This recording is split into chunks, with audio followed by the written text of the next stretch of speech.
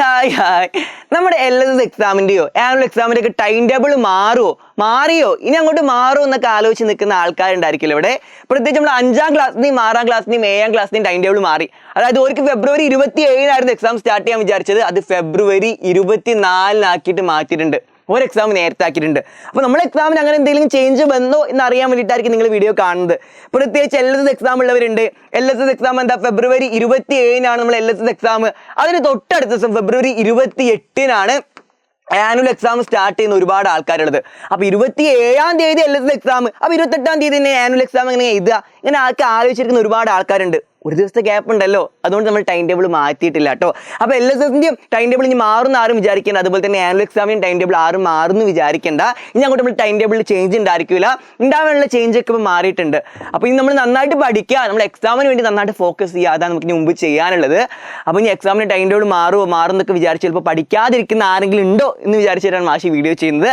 അങ്ങനെ നിങ്ങൾ ഏതെങ്കിലും ഫ്രണ്ട്സ് ഉണ്ടെങ്കിൽ അവർക്ക് വീഡിയോ അയച്ചു കൊടുക്കാം. നമ്മൾ ടൈം ടേബിൾ ഇനി മാറില്ല എന്നുള്ള കാര്യം അവരും കൂടെ അറിയിക്കാം കേട്ടോ.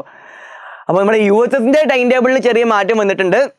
USSൻ്റെ ടൈം ടേബിൾ അല്ല, അതായത് USS ഫെബ്രുവരി 27 അവർക്ക് അന്നേ ദിവസം തന്നെയായിരുന്നു ആനുവൽ എക്സാം. അപ്പോൾ ഫെബ്രുവരി 27 USS എക്സാം ആനുവൽ എക്സാം അവർക്ക് എഴുതാൻ വേണ്ടി കഴിയില്ലല്ലോ. അതുകൊണ്ട് 7ാം ക്ലാസ്സിൻ്റെ ടൈം ടേബിൾ മാറി. മാഷ് പറഞ്ഞ പോലെ തന്നെ അവർക്ക് 24 തീയതി ആക്കി മാറ്റിയിട്ടുണ്ട്.